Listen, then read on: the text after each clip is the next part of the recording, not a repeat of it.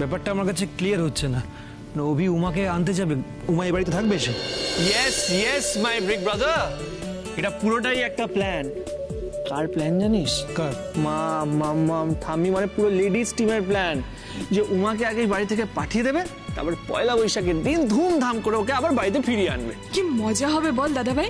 এমনিতেই তো প্রত্যেক বছর পয়লা বৈশাখের দিন আমাদের বাড়িতে বৈঠকি আড্ডা বসে, তার সাথে নাচ গান খাওয়া দাওয়া, কত মজাই না হয়। এবার তার সাথে অ্যাডেড মজা হচ্ছে উমার বরণ। সবাই মিলে হাততালি দাও। আমি তুই মা, ব্যাপারটা তোমরা যতটা ইজি ভাবছো ততটা কিন্তু না। উমা কেন? তোমরা বাবাকে একবার জিজ্ঞেস করেছো? মানে বাবাকে না জিজ্ঞেস করে তোমরা এত বড় ডিসিশন নিয়ে নিচ্ছ?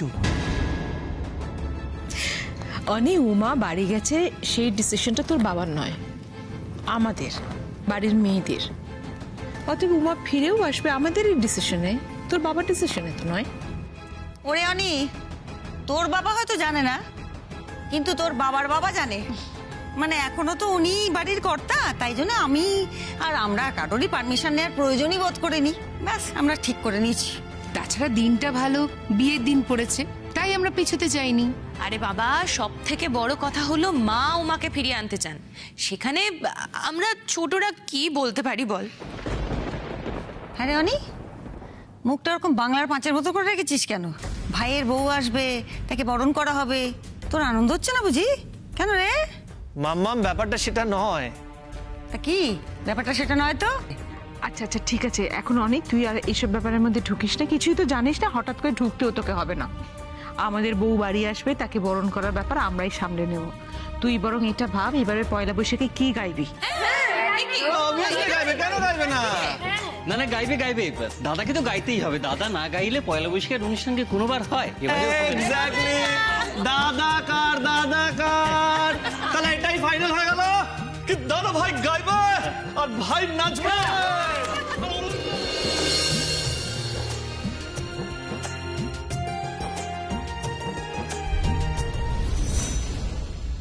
মা, ও মা, মা তুমি কোথায়? একটু তাড়াতাড়ি এসো। মা, মা তুমি শুনতে পাচ্ছ না? ও মা, আচ্ছা কি হয়েছে? কি মামা জানাচ্ছিস কেন? বলছি দাঁড়া। ও মামা দেখো, এই খবরটা একবার পড়ো। মা, এটা কি? কোথা থেকে পেলি? পুরনো কাগজ তো। আমি স্টোর রুম পরিষ্কার করতে গিয়ে পেয়েছি। তুমি ওসব কথা ছাড়ো, তুমি পড়ো না একটু। ম্যাচ ফিক্সিং এ পিচের ভূমিকা কি এটা? মা দেখো, এখানে বাবার খবর বেরিয়েছিল। মা পড়ো, এখানে সাংবাদিক বাবার বক্তব্য লিখেছে। মা, তার মানে সাংবাদিক বাবার সাথে কথা বলে তবেই লিখেছে। মা দেখো, বিভিন্ন জায়গাতে মার্ক করা আছে। মা এখানে পরিষ্কার বাবা বলেছে যে বাবাকে বুকিরা হুমকি দিত, প্রলোভন দেখাতো। তুমি পড়ো না পুরো খবরটা। দেখি দেখি। মামা বলছি যে বাবা তোমাকে কখন এরকম কিছু বলেছিল যে বাবাকে কেউ হুমকি দিত, প্রলোভন দেখাতো, এরকম কিছু বলেছিল? তুমি একটু মনে করো। মনের কথা প্রকাশ করার মতো মানুষ তিনি ছিলেন না। আমি জানি মা, কিন্তু মা আমি নিশ্চিত যে বুকিরা বাবাকে প্রলোভন দেখাতো, নানান রকম হুমকি দিত। মা,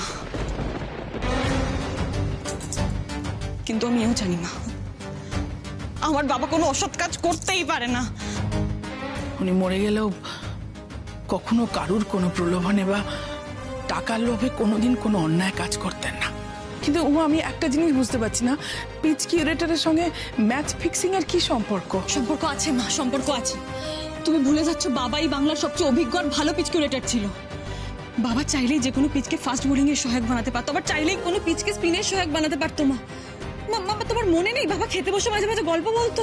তো অনেক গল্পই তো করতো, কিন্তু আর কোনো কিন্তু না মা, আমি পরিষ্কার বুঝতে পারছি এই বুকিরা বাবাকে লোভ দেখাতো,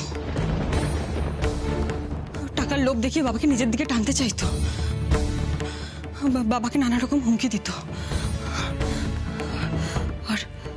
আর সেদিন হয়তো বাবা এসব ভাবতে ভাবতে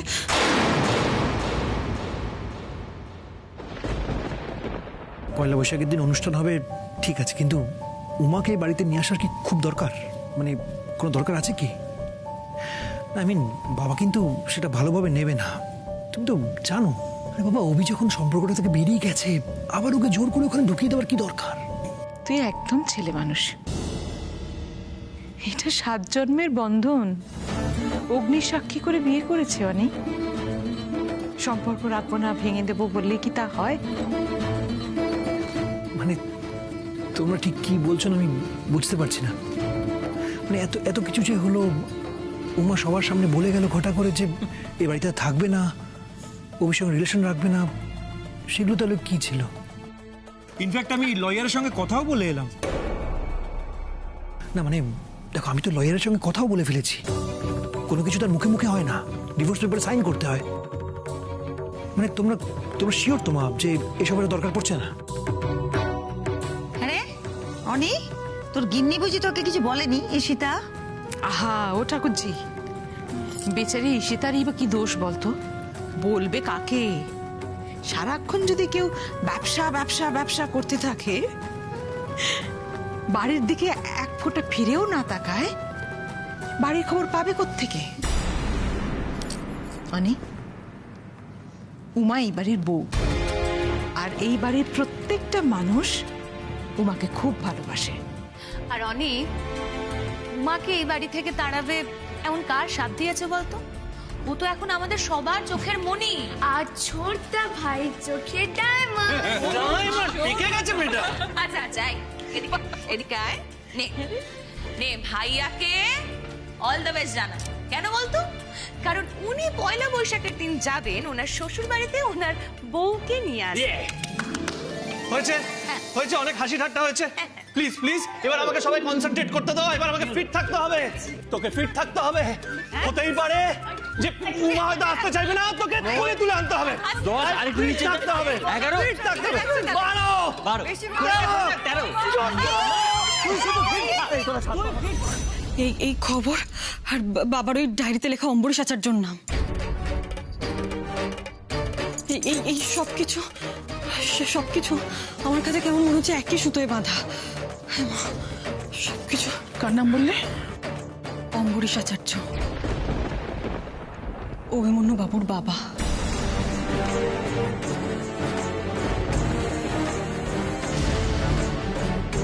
তোর বাবা তোর শ্বশুর মশাইকে চিনতেন?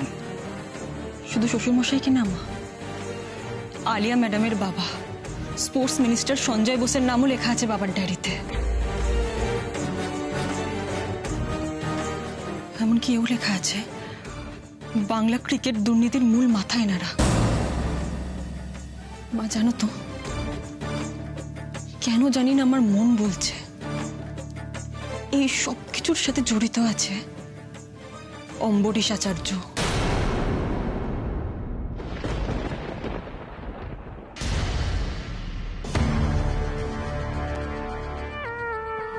বাবা বলো অনুরাগ। বাবা, আমি সঞ্জয় আঙ্কেলের অফিসে গেছিলাম, ওনার সঙ্গে কথা হলো। উনি বললেন যে উনি সব রকমের চেষ্টা করছেন যে যাতে উমা রিজিওনাল ম্যাচ না খেলতে পারে, সে উনি ওনার সোর্স সব লাগিয়ে দিয়েছে। ব্যাপারটাও অতটা ইজি হবে না। দেখো বাবা, এখন সোশ্যাল মিডিয়া, ইলেকট্রনিক্স মিডিয়া এতটা অ্যাক্টিভ, মানে আগে ছিল না। অজুহাত দিও না অনুরাগ প্লিজ। সঞ্জয় বাবু যেটা বলেছেন কারেক্ট বলেছেন।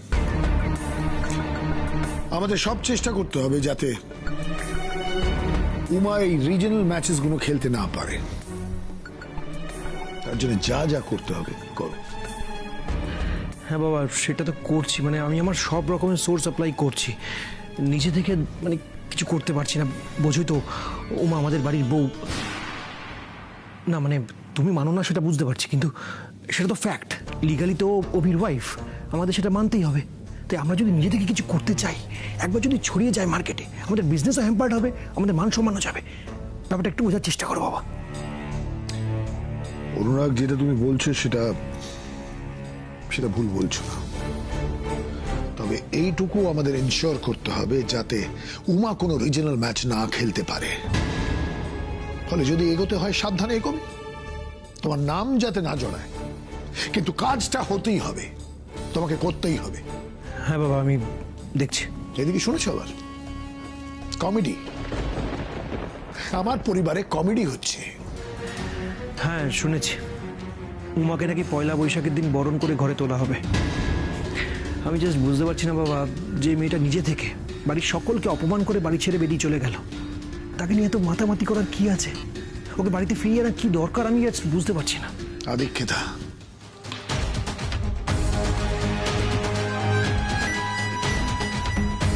কাকে কিভাবে বোঝাবো বুঝতেই পারছি না। উমাকে নিয়ে এত মাথামাথি কেন? উমাকে নিয়ে যত মাথামাথি হবে চাপা আগুন আবার আবার চাকার দেবে, অনর্থ হয়ে যাবে, আমি ফেসে যাব। বাবা কিছু বললে নাকি? কি অনর্থ হয়ে যাবে মানে? ওই আলিয়া, আমি আলিয়ার কথা ভাবছি। তুমি তো জানো অনুরাগ, সঞ্জয় বাবুর সাথে আমাদের কোটি কোটি টাকার ডিলিং। ওনার একটা সইয়ে আমরা পথে বসে যেতে পারি। আর এইদিকে আমাদের বাড়িতে উমাকে নিয়ে মাথামাথি চলছে, মাথায় নিয়ে সবাই নাচছে। আর আলিয়া সে কোথাও নেই। হঠাৎ করে আলিয়াকে বারণ করে দেওয়া হলো, সে নাকি এই বাড়িতেই ঢুকতে পারবে না। এই কিছুদিন আগে অব্দি এই আলিয়া ছিল চোখের মণি, এখন চোখের মণি হয়ে গেছে উমা ছাড়া তারা চোখে অন্ধকার দেখছে। আর এদিকে অবি কথায় কথায় আলিয়াকে অপমান করছে। কি উত্তর দেব আমি, কিভাবে ফেস করবো সঞ্জয় বাবু, আমি সেটাই বুঝতে পারছি না। বাবা তুমি চিন্তা করো না, একটু শান্ত হও। আমি বুঝতে পারছি তোমার টেনশনটা, আমি বুঝতে পারছি। আমি কিছু একটা করবোই। না এই এই মেয়েটার জন্য, মানে উমার জন্য আমাদের বিজনেস আমরা নষ্ট হতে দেবো না, কিছুতেই না। আমি কিছু না কিছু একটা ব্যবস্থা করবো। তুমি একটু শান্ত হও বাবা প্লিজ। দরকার পড়লে আমি দেখছি বাবা, দেখছি। তুমি প্লিজ একটু শান্ত হও, কফিটা খাও।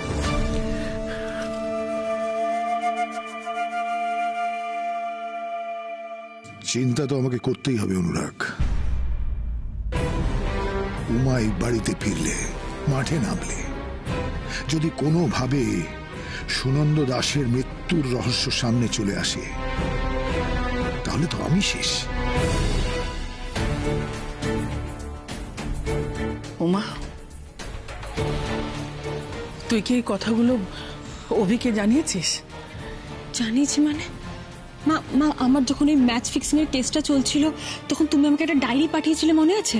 যদি আমার কোনো কাজে লাগে, দিদিভাই আমাকে দিয়েছিল ডায়েরিটা, মনে আছে তোমার? ওই ডায়েরিটা উনি পড়তে চেয়েছিলেন, আমি ওকে দিয়েছিলাম, উনি পড়েছিলেন ডায়েরিটা। তাহলে তো অভিতার বাবার নাম অভিতা পড়েছে, তাই না?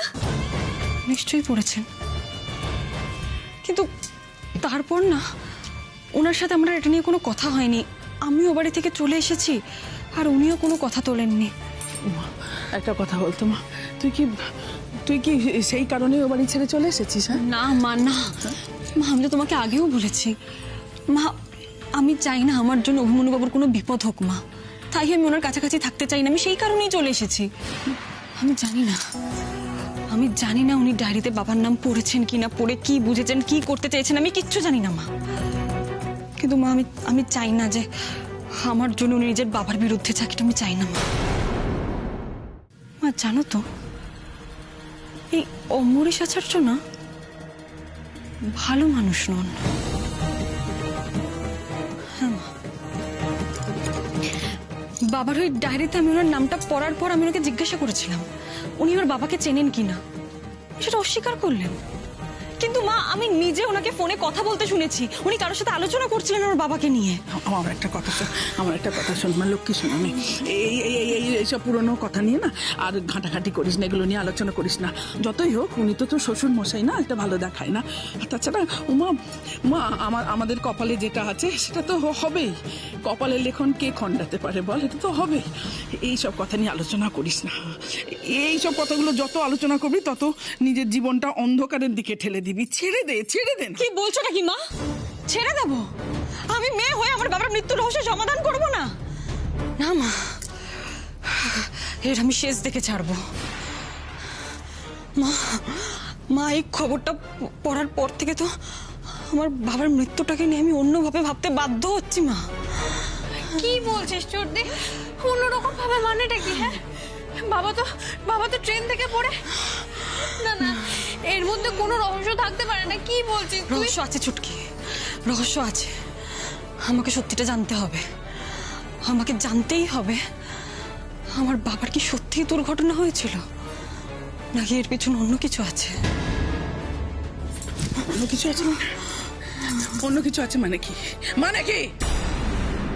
বাবার মৃত্যুটা কি সেদিন সত্যিই দুর্ঘটনা ছিল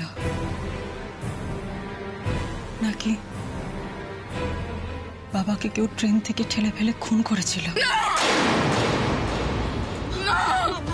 তুমি শান্ত হও না।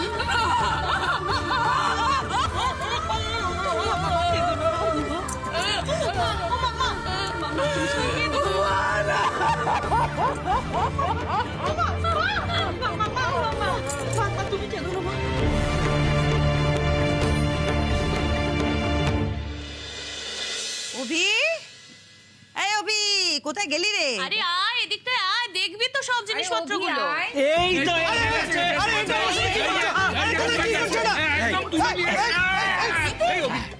বাবা অ্যাক্সিডেন্ট কে আসার সময় তুই কি বললি? আমি কি বললি? আমি তো কিছু বলিনি, কিচ্ছু বলিনি। বলেছে পাঁটা। উনি যে কি করে না সব সময় একটা কিছু ইয়ে করে দেয়। বলির পাঁঠা? না না না নিজে গাদার, আমি বলির পাঁঠা? বলির পাঁঠা? না না না, তুই আমার কথা দেখে তুই আমার কথাটা শোন। উমার সামনে তোর মুন্ডু কাটা যাবে কিনা তুই সে নিয়ে ভয় পাচ্ছিস না? তোমাকে বল, পাচ্ছিস তো? মুখ দেখে এইটা আমি বলছিলাম, ছোট্ট ভয়টা পাচ্ছি তো, ওই জন্য আমি অভির সঙ্গে পাঁঠার একটা তুলনা করেছি, সামঞ্জস্য। কি দরকার আছে? না না, এটা তুই ঠিকই বলেছিস। ওই দেখো ফিলিংটা অ্যাকচুয়ালি সেম। একদমই রে। একটা আইডিয়া আছে।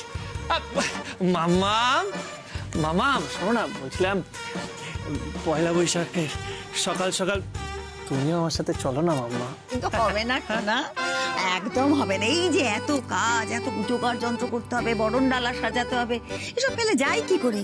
আর তাছাড়া এই কর্তাগিন্নি নরম তুলতুলে কাবাবের মাঝখানে আমি বুড়ো হাড় খটখট করে পড়ে যাই কি? সত্যি বাবা, এই দেখ এইটা হচ্ছে উমার শাড়ি, ও এটা পরে পয়লা বৈশাখের দিন কিন্তু আমাদের বাড়িতে আসবে। আর এটা হলো গয়না, চাইলে তুই ওকে পরিয়েও দিতে পারিস। এসব কি কথা? ও বাবা, এসবের কি দরকার? লজ্জা পাচ্ছে না হিরো? লজ্জা পাচ্ছে? লজ্জা কেন বাবা? পাচ্ছিস তো? না না না না, শাড়িটা সত্যি সুন্দর, গয়নাও সুন্দর। আর শুধু গয়না কেন, চাইলে আমি শাড়িও পরে দিতে পারি। ধরণী, দিদা হও, আমি পাতাল প্রবেশ করি।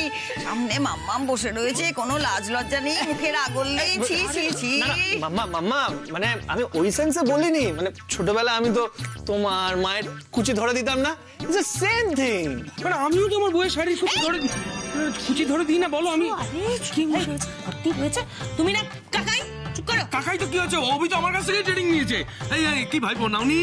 হ্যাঁ একদম ঠিক ছোটকা।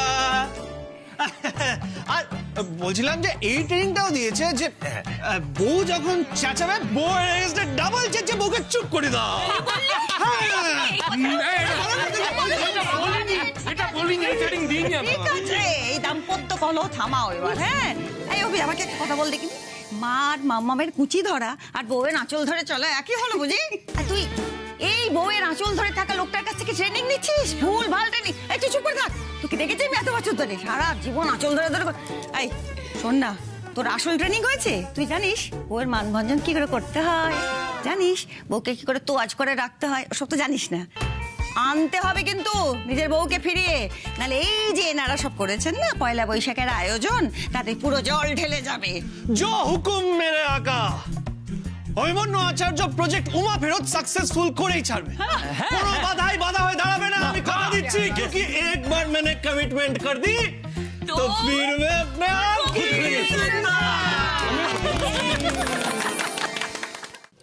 বেবি, কি বেবি, কি হয়েছে? প্লিজ বল না, প্লিজ বল না। কি করতে চাইছিস তুই? তুই এই যে শাড়ি গয়না সব তোর কাছে রাখতে চাইছিস কেন? বল না কি করতে চাইছিস? দেখ আমার তো খুব টেনশন হয়, সেই জন্য আমি তোকে জিজ্ঞেস করছি। আরে তোর ড্যাডিও তো আমাকে জিজ্ঞেস করলো, আসলে আমি তো কয়েক লাখ টাকার শাড়ি কিনে ফেলেছি। তোর ড্যাডি জিজ্ঞেস করছে যে তুমি এত শাড়ি কিনলে কেন, কিন্তু আমি কিছু বলতে পারলাম না, কারণ তুই আমাকে কিছু বলিসনি, সেই জন্য। বেবি বেবি বল না প্লিজ। বেবি কি? হ্যাঁ রে, তুই কি অভিকে ছেড়ে দিয়ে অন্য কারোর সাথে ডেট করছিস? Oh my God! I'm so happy! I'm so happy! তোর ড্যাডিও ভীষণ হ্যাপি হয়ে যাবে। তুই জাস্ট ছেলেটার নামটা বল, কোথায় থাকে, কি করে সেগুলো আমাকে বল। আমি আর তোর ড্যাডি যাব, একেবারে বিয়ের কথা সব ফাইনাল করে দিয়ে আসবো। এই বেবি, অন্তত নামটা তো বল। নামটা না বলে জানিস তো আমার বিপি হাই হয়ে যায়, টেনশনে আমার শরীরটা কিরকম করে। উফ, বেবি কি হয়েছে মম? বেবি, তুই পালিয়ে গিয়ে লুকিয়ে লুকিয়ে বিয়ে করার চেষ্টা করছিস না? না না না না না, এটা যদি তুমি ভেবে থাকো তাহলে খুব ভুল ভেবেছো, আমি বলে দিচ্ছি। কারণ ইউ আর আলিয়া বস, তুই একটা এরকম বড় প্লেয়ার, তোর ড্যাডি হচ্ছে স্পোর্টস মিনিস্টার, তোর কি এরকম ভাবে বিয়ে হবে? হ্যাঁ, তোর বিয়ে হবে একেবারে দুনিয়া কাঁপানো বিয়ে। না মম, লাস্ট টাইম তোমরা আমার বিয়ের অনেক বড় করে আয়োজন করেছিলে, সারা শহর সেখানে উপস্থিত ছিল, অথচ বিয়েটা হয়নি। উল্টে সবাই সেখানে আমাকে দেখে হেসেছিল। কিন্তু এবার আর নয়, এবার আমার বিয়েটা খুব সিক্রেটলি হবে। আর যখন সারা দেশ জানতে পারবে আলিয়া বোস বিয়ে করেছে, তখন সবাই খুব অবাক হয়ে যাবে, তুমি দেখো।